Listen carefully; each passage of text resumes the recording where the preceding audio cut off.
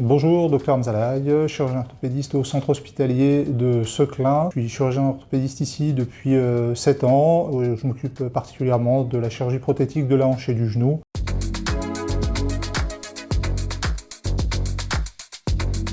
Alors c'est une solution à usage unique, adaptée à chaque patient, qui va nous permettre de naviguer comme avec les anciens systèmes de navigation qu'on avait, sans avoir forcément le recours à des consoles et à des logiciels très lourds. Ça nous permet de ne pas faire de contre-incision au niveau du tibia ou d'agrandir l'incision au niveau proximal pour installer les fiches de navigation, et on évite les complications de ces fiches de navigation. Très synthétiquement, on utilise des lunettes qui nous permettent de repérer des QR codes au niveau du fémur et du tibia qui vont nous donner les axes du membre inférieur, aussi bien pour le fémur que le tibia, et on se resservira de ces axes qu'on aura en permanence dans des lunettes de réalité augmentée pour adapter nos coûts pour la réalisation de la prothèse.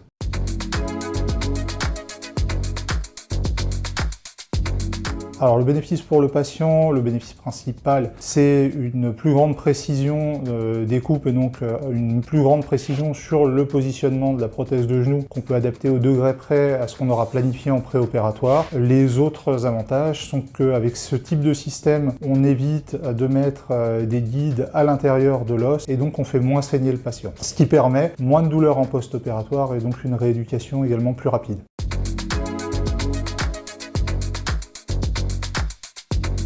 Un peu les mêmes que pour le patient. On a la satisfaction de savoir que la prothèse est posée comme on l'avait planifié. Ça saigne moins en péropératoire. Le contrôle est plus facile et pour les équipes de bloc opératoire, ça permet aussi de diminuer parfois le nombre de boîtes qu'on va utiliser pour mettre la prothèse, puisqu'on tenait toute une partie qui était gérée par des pièces mécaniques auparavant, qui maintenant est gérée par les lunettes de réalité augmentée, qui permet d'avoir moins de matériel à ouvrir et à stériliser, et également probablement un impact écologique avec moins d'eau qui est utilisée pour la stérilisation de ce matériel.